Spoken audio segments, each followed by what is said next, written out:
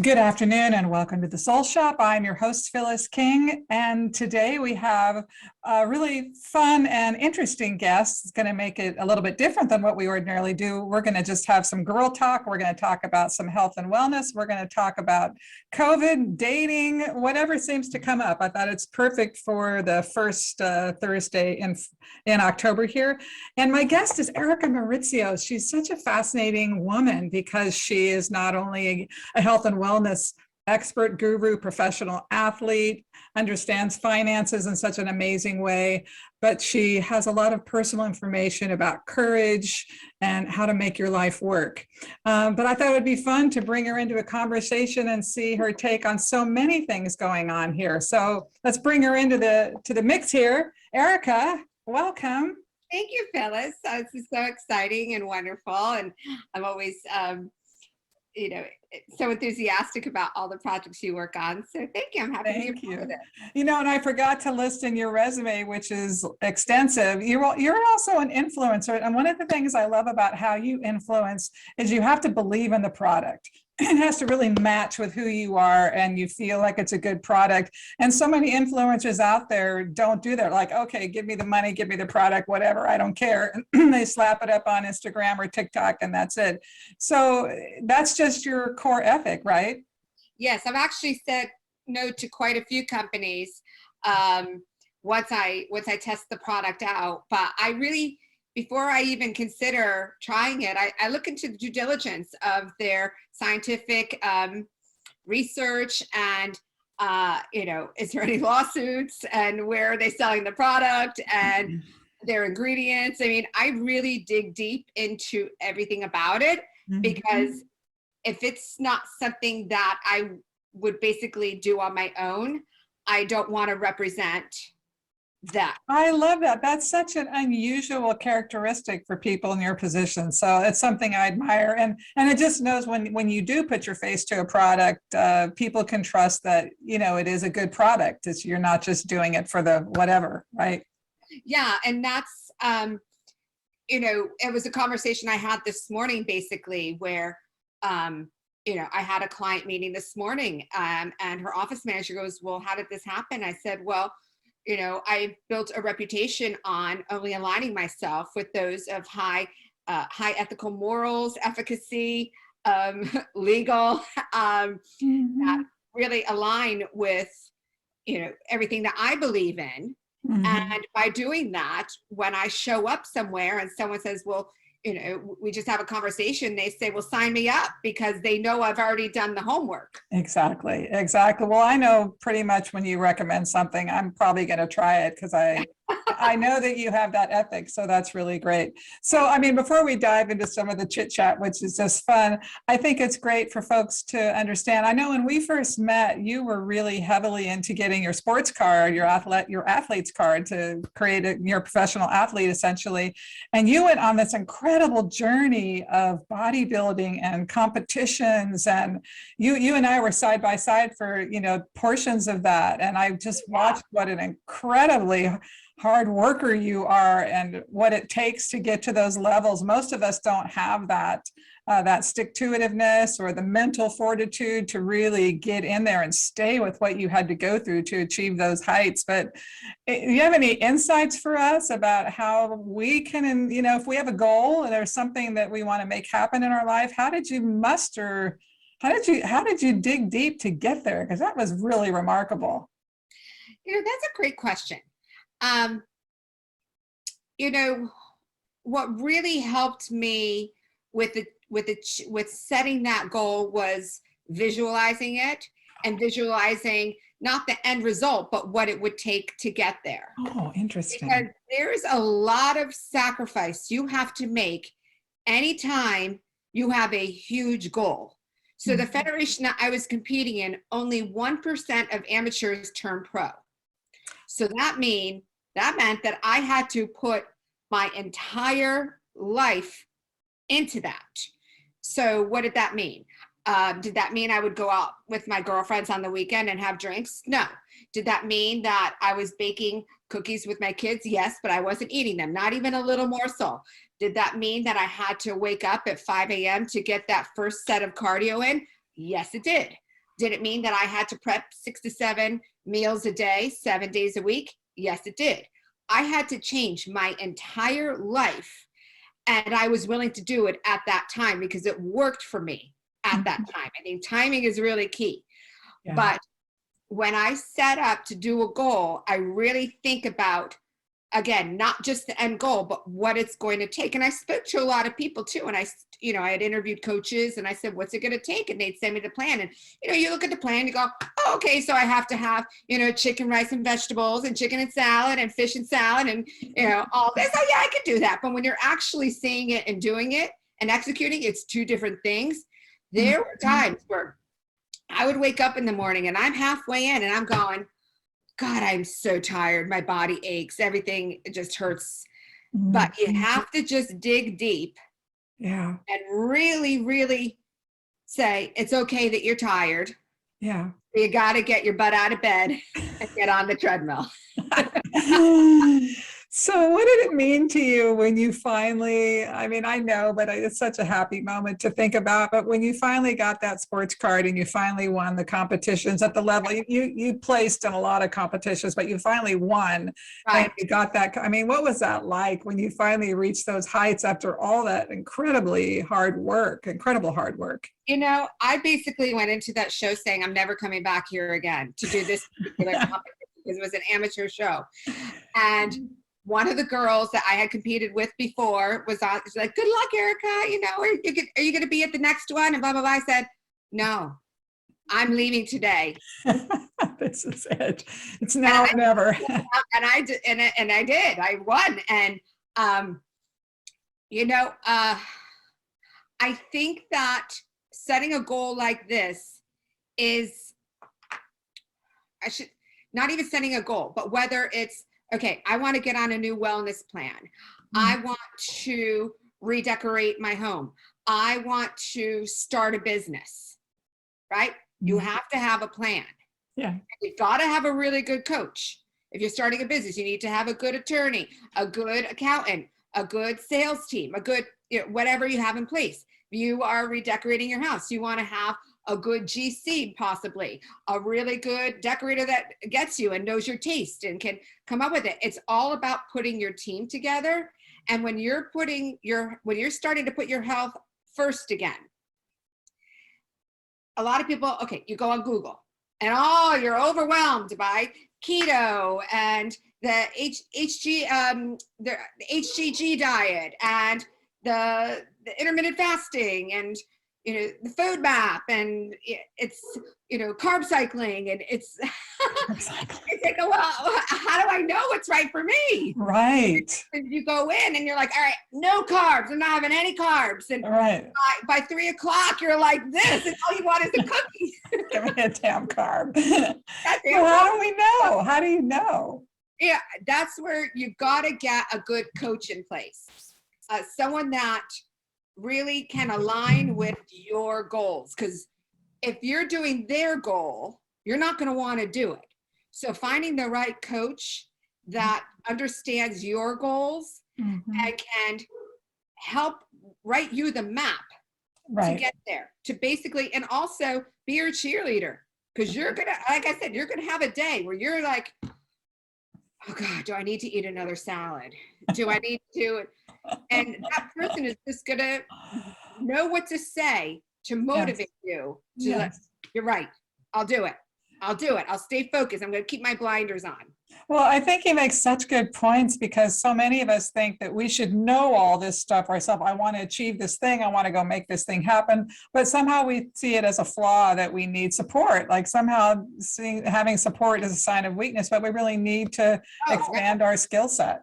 I mean, let's look at Tom Brady right now, right? Oh, yeah. Our GOAT at the time. Yes. He has a full team behind him. He's not out there doing it by himself. Right. He's not out there prepping his food. He's not out there doing his own stretches. He's not, he's not diagnosing himself. Right. He's got a doctor, a trainer, a chef, a this, a that. He's got his whole team in place. And he's a winner because he put the right team in place to help him achieve his unachievable goals. Yeah. Well, he's such a great example of hard work and determination and sacrifice. And for people who don't have resources like Tom Brady, for instance, but what are some, like there are resources on the internet or memberships with various coaches and things like that are lower priced and things. I think that there's a great free app out there called My Fitness Pal. Oh, okay. Now, I do not make any money off of them. I'm not an influencer for them. But for somebody who has no idea about anything, it's a resource where, let's just say you like to have a Thomas's English muffin for breakfast every day with a big spoon of peanut butter on each one, okay? Yeah. Having no idea that you just put 2,000 calories in your body. So if you put in My Fitness Pal exactly what you're eating, which can be pretty tedious, but it is free, it will tell you exactly how many calories with what you're eating you're actually putting in your body. Mm-hmm. Well, see, and there you go again. I mean, this point about sacrifice, that if we really want something, and so in that case, you're going to have to deal with the app. If you're short on finances, you're going to have to deal with an app. You're going to have to go through some of the tedium of inputting your data, but there's always a way if you really want it and you're willing to pay the price, whatever that price is, whether it's your time or money, whatever that is, but it's what it takes to expand and get to that next level. And you certainly did that. It was really exhilarating to watch you through that process. And I've watched you through other processes and successes and things you've had in your life. But now we should move into this other discussion. We've all been living through COVID. Yeah. And it's been a rocky road, and there's all kinds of points of view about what's right, what's wrong, what's good, what's bad. But, we can stay off of that as much as, we don't have to get into any of that if we don't want to. But how have you managed to thrive during COVID? And I know you've dated, and I know I did too at the beginning of it. I mean, how's that working? What's your point of view about how we can thrive in COVID, even moving forward, given that it's not quite behind us? COVID was a really strange time for me. And I actually did the opposite of what I normally do, which is I stopped training the way I did as far as exercise go. And I stopped following a diet, which I normally do. So I actually did the opposite. I said, well, let me try it out. See what happens. Yes, that's a great idea. So, because there was so much uncertainty, I did go into a bit of a depression, which really, I decided at that moment, because anytime there was a big life circumstance like that, whether it was 9/11, the tsunami in 2008, financial tsunami, a divorce, having a child, anytime there was a major life choice like that, I had a bit of a depression that would happen. So I said, you know what? I've really got to pay attention to what's happening here. Mm-hmm. So I decided I needed to do some major healing. Oh. So I took that time to do a lot of praying, to do walks, and honestly really talk to, I'm a Christian. I believe in God, and I would have a lot of conversations with God. And eventually I started not really hearing words. Right. I know what you mean. Thoughts would come in. And I go, you know what? It's time for a change. Let me try doing this. And I'd talk to God about it. And all of a sudden, and then I'd say, you know what? I should probably talk to my friend Terry about this and see what she says. Let me talk to my friend Denise and see what she says about this. Let me talk to Phyllis and see what she says. And when everybody was having the same response, I said, you know what? You're right. I'm going to give this a try. But COVID was a time where instead of doing a lot of action, I took less action to listen more and do a lot more reflection, inner work, And I ended up having the most personal growth because of that than I ever had. Yeah, I could say, yes, I did that. I did this. I did that, like physically. But emotionally, mentally, physically, I stopped to move forward. Interesting. So, and did you notice people around you? And in COVID, we didn't get to be around a lot of people, but did you notice, did people say things to you about that or ask you questions like, oh, Erica, you seem different, or why aren't you doing this? Or, how can I get what you have? I mean, what were people saying to you? Well, I did have a lot of people saying, they were surprised that I wasn't really exercising. Mm-hmm. And I said, well, the thing is, we're all home. And all my equipment is home. We can't really leave.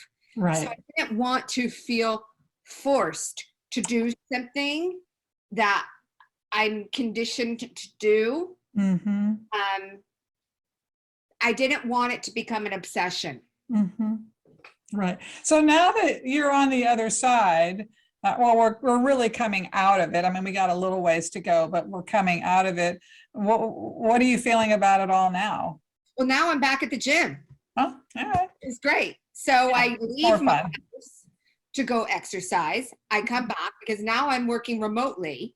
And it's wonderful. Now I have that. I like having that balance of working at home, but working out at a gym. Yes, I have cardio equipment in my house, but when I'm home all the time, and my kids are home and everybody's home all the time and we're not really leaving, Mm-hmm. I was not inspired to do it.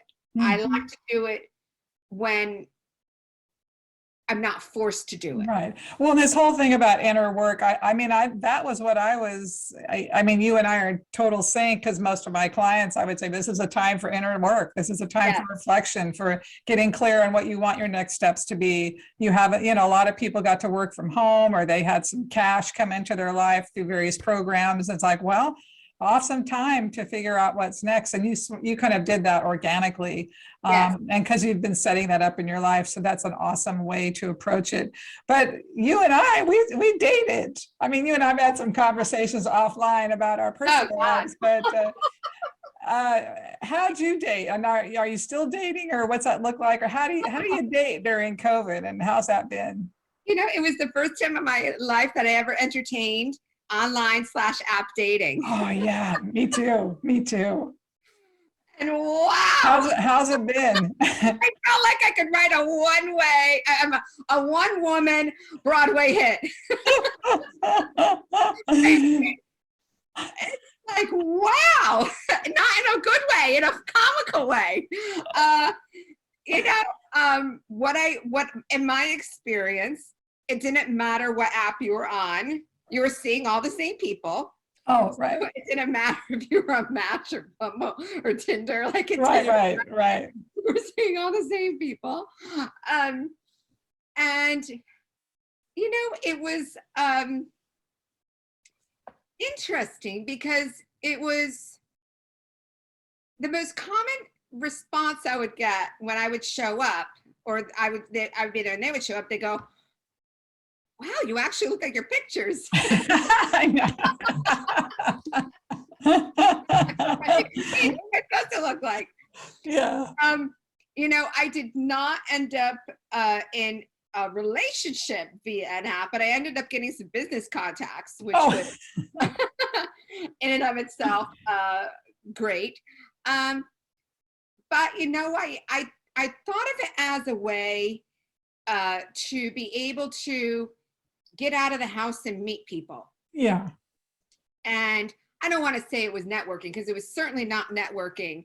It was at the time the new way of dating, because we weren't meeting people organically anymore. Mm-hmm. Right. So we were meeting people in a way where none of us, some people liked it, but I wasn't really loving it. But I said, this could be fun. This could be interesting. Mm-hmm. But I found I really had to take things with a grain of salt. Right. Really treat it like a job interview in a way. Yeah. Because it wasn't like, some people might have like 4 dates lined up in a day. Right, The next one, exactly. I didn't Yes, like to roll that way. Uh, right. so I would show up and I'd be like, huh, I don't know. And, some people I went out with a couple times, but, um, once everything opened up again, I moved away from the online dating, but it was a very interesting experience. And Yeah. I still may write some short stories I, of my own and other people's. well, I think there's more people online now than I think ever before. And just like you described, people who have never been online or would never go online. I never had. But when there's no place to go or no other way to meet people and you're kind of getting cabin fever, what do you do? And I think it's real funny what you saw that comment. You actually look like your pictures. It's like, and I don't mean this as a diss to our male viewers, but it seems like men lie about their height. If they say 6 feet, 5'10". If they say 5'10", 5'7". It's like, Yeah, why? it was height and age Height that and uh, age. was Okay. common. They, say they were 55 and they're really 65. Yes, It isn't was that like, something? yeah, It's like you're gonna find out at some point. What's this right. game? It's like so. Yeah, I know. I had a male client once who he would say he put up old pictures and he'd lie about his age. And like, why are you? And then he'd keep talking about going to meet these women, and then their faces would drop when they see him, or they'd be really frustrated because he was showing a fall. He doesn't look like that anymore. You don't look 30, right? You're 50 or whatever. So it really is an interesting thing, but I think you learn how to navigate the online world. And it is kind of a job. You have to sift through a lot, but it's possible to meet people. So what are you doing for dating these days? What's your strategies, girl?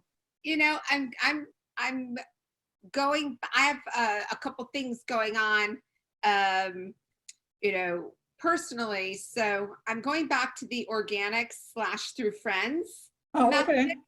Um, and I haven't really met anyone recently that's really knocked my socks off. But I know, but I have connected with people that were connecting in a different way. Say it could be via business or that sort of thing. Yeah. So it seems that people are at this point more open to the idea of, okay, we're not going to date, but there's another opportunity here. Let's take advantage of that. So I have noticed that there is a lot of that going on, even not necessarily through the app, but through, say, referrals or meeting at an event or something like that. Well, you're pretty confident, and you know yourself well, and you know how to show up, and you've got a great bubbly personality and all that. But do you have any advice or tips for us regular non-vibrant women about getting out there, especially organically? I think some people find a sort of a comfort in online dating, the anonymity piece, that you can kind of present whatever you want. Like, you don't want to be false, some people are, but in the organic dating, how do people get out now? I mean, COVID's not quite done. Setting boundaries. Oh, I think it's very, very important when you go out and you're meeting someone is to really, for yourself, know what your boundaries are and stay true to them. Don't go, oh, well, yeah, I can overlook this thing, and it could be big things like I'm still married, or yeah, that's kind of a big one, isn't it? like, and if someone isn't into you, don't ever take it personally. That's good. That's good advice. Some people might say, oh, they didn't like me. That's okay. Right. Maybe you didn't like them either. And Right. it's okay. Right. So I'd say some very important things are to have boundaries, Mhm. and don't change your entire life for them. Right. They want to do this and they want to do that and they want to do this. Well, what do you want to do? Right. Oh, that's a good one. I think that's true because a lot of women will just turn themselves inside out. Yeah. So boundaries, don't take things personally, and continuing to have your own life. Yeah. Now, are you a list maker? I know some women like have a list of like 50 things. He needs this, he needs that, he needs this. I mean, how do you approach it? Boxes. Yeah. You know, I don't have like my Ken doll typed out with every single quality. Your Kendall. But you know, I think it's for me, it's important. Ethics are really important. Um, like if they have children, how they parent, their views on parenting, social cues. Do they have a job? Okay. A few bare minimums there, right? So, So how do you say that you go through your friend work or what friend network? I mean, do they just know you're single so they fix you up, or do you actually say, hey, I'm single if you know anybody? I mean, how does that work? Because some people are embarrassed to do something like that. oh, it's funny. The most recent setup I had was a woman I've seen a few times through friends, and she was like, she goes, "Are you single?" I said, "Yeah." She goes, "I'm gonna go through my contacts right now." Oh my gosh! I didn't ask Wow! him. Like it was, you know, a bunch of girls together, and we were just jogging, and she was like, "What do you mean you're single?" And I was just like, "Yeah, no, I'm single." And so it was funny. It was funny. Wow! So Wow! Interesting. I think that people like if they like you know, if someone likes me as a friend and they know that I'm open to being with someone, Mhm. they really will look through their, we'll call it Rolodex, to say, who do I know that's really great Nice. that's looking. Well, and that's a good point. People who love us and care about us already, they're going to have our best interests. And it's really okay to say, because I know a lot of times when I'm coaching women in their love space, it's like, well, have you asked your friends? And like, oh no, I can't do that. So, but we really can, you know? So Right, right. you're just so confident about it and you make such a great example. But so dating in COVID is possible. Where do you go? I think it depends on what works for you, right? It could be, you know, people are going back to the gym. Maybe try going to the gym. Try doing an activity that you like to do and see if it's being done virtually or in person. So if you happen to, you know, have conversations with, like, let's say you're doing an online cooking class and, you know, the same person happens to be showing up for the same cooking class as you, maybe you guys connect, you know, on social media, you know, something like that, see what they're all about, and go that way. Or, you know, go take some tennis lessons, or, you know, go to church. I mean, there's so many ways to, there's a mix now. You could do it online or you could do it in person now. Mhm. Yeah, I just think when I was dating, I think we started like a lot of hikes, a lot of outdoor, bundle up, go outdoors. So there's ways to get to it. Well, that's all fascinating and fun. And I think your enthusiasm and confidence about it is really helpful for people to see. Now, what are you up to today? I know that you work in financial services. I mean, you've been involved in aesthetics, you're still influencing. What goes on for you in your life? You're kind of all over the place. What's up? I know. I've recently become what's called an associate producer for a company called Alera Northeast, which is Oh, a full service corporate insurance company. So employee benefits, 401k plans, oh, property and casualty, malpractice. nice. You need insurance. You know, this is not the auto, you know, that sort of thing, but a life insurance. And, you know, it's been great so far. And, so, you know, today was just connecting with people and getting some information so that we can provide them with information. So That's that's a great fit for you because you're so detail oriented and analytical. And then I think about how, you know, charismatic and confident and upbeat you are and how awesome that is in that industry. I mean, people just must feel so comfortable to have you as someone to interact with on those topics, which are so challenging at times. Well, even yesterday on a call, because this particular client has different insurance needs, I said, what makes this company different is I'm with you with every step of the way.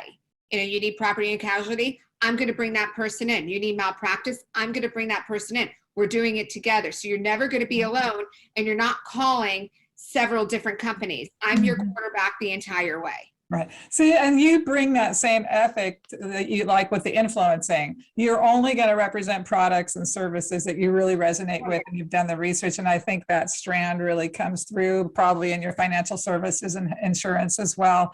So that's such a great thing for folks, especially in that industry, because, there's a lot of money to be made, and people just, they can lose their moral code, let's just say. Oh yeah, absolutely. Absolutely. So, it's a great fit, and I'm excited to be able to provide a service really to my network that I didn't know they could have. So you've been an influencer for a while, and you've got all kinds of things going on social media, but how does somebody get into that? Did people just reach out to you when you became an athlete, or you've been a model, haven't you? You seem like, I don't know if that's true or not, but you probably should if you aren't. But I did some fitness modeling, and I kind of stepped away from doing a bit of that.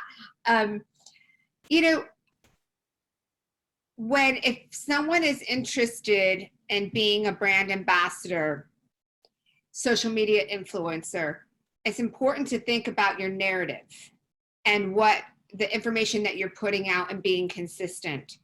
I knew when I first started, my narrative was to show up every day and follow my plan. And by showing up every day to follow my plan, my end result was to win. So I basically lived that, and that was my following. Right. What I put out there. Right. So by doing that consistently, daily, sometimes multiple times a day, I'm usually on a schedule, because you have to run it like a business. Your marketing. Right. They started paying attention and reaching out.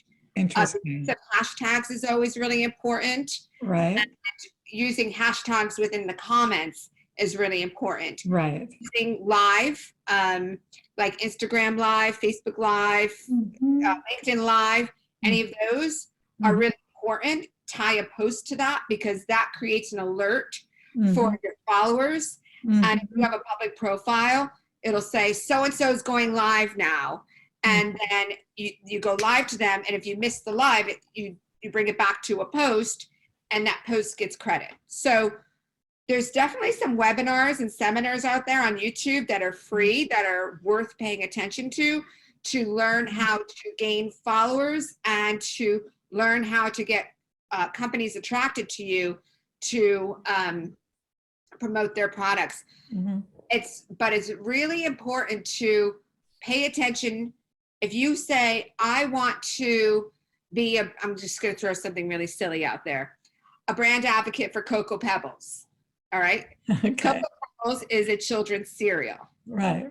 So you want to make sure your profile is squeaky clean, because there's no way, who is it, Kellogg's? I don't even know, who has Cocoa Pebbles is going to allow somebody who does not have a squeaky clean profile have their products out there. I see. Great point. Great point.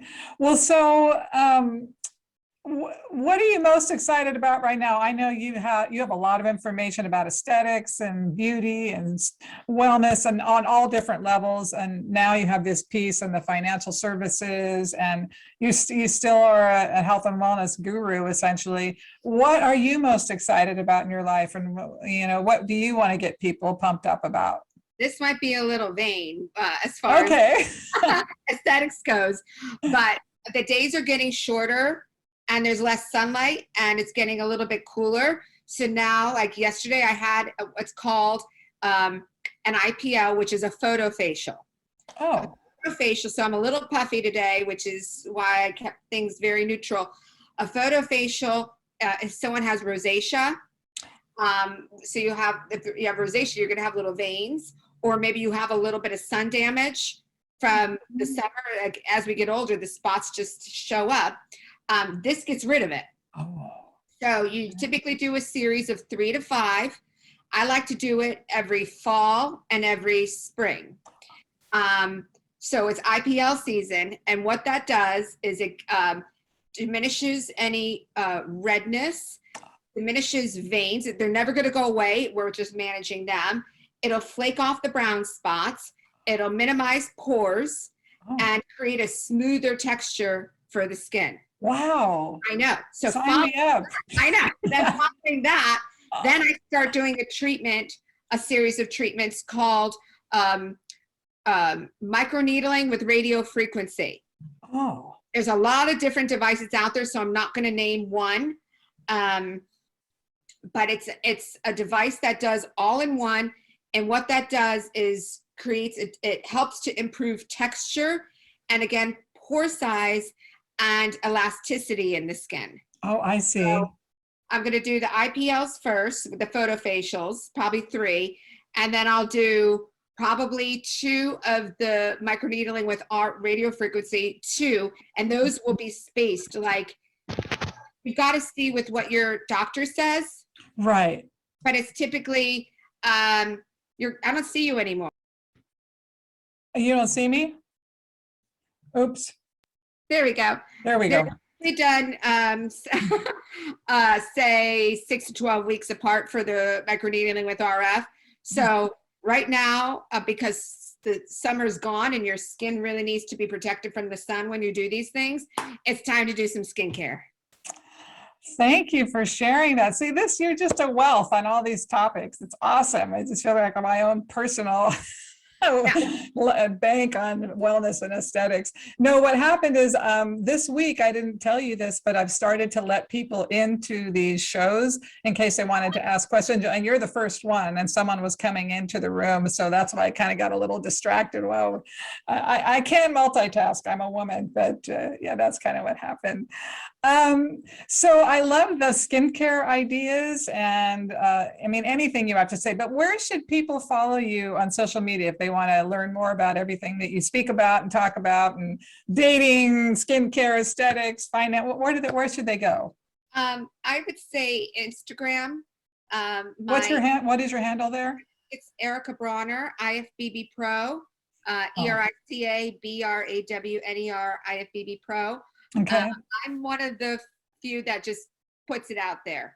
You know, for example, there is a treatment called the Erbium, which is like it really is invasive, where I would have 5 days of downtime, and they want to do a demo on me.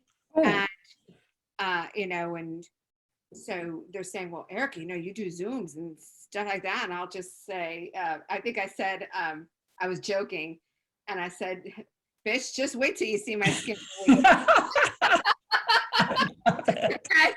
Like, how do I respond? Like, I'm on a Zoom. Erica, what's going on with your face? But I've seen you you put it out there on Insta and Facebook. You show your procedures, and I think that's so helpful. I love seeing it. I love seeing you actually go through it. That's helpful. You got to start younger. The ladies in their 20s, I'm sorry, you don't have to get Botox, but if it makes you feel better, go for it. Right. Starting early with peels, and I don't want to say facials, because facials are all different for everybody, but right. Starting early is the way to go, and that will save you money in the long run from having to do other procedures if you feel you have to. Yes. Well, what else do we need to cover? What do we need to talk about that we haven't? You and I talk offline, so sometimes I'm not sure, in this setting, it's like, what haven't we covered that we need to cover? I have an idea. If you want to do another one in a week or a month or whenever you want to do it, but it's the change of season, so it's a good time to flip the diet a bit. So if you want to do a session on that, just bringing in certain foods. Oh, yeah. I'm happy to That's right. You have all these incredible recipes too. And you've done that, showing recipes. See, you're Yeah, just and they don't so always amazing. sound Yeah. tasting good, but Yeah. you know, So give your Insta one more time. Yeah. And we'll Sure. put it up on the screen in editing, but and look, I'm plug in there. It's Erica, Erica, Brawner, Brawner, IFBB Pro. that's right.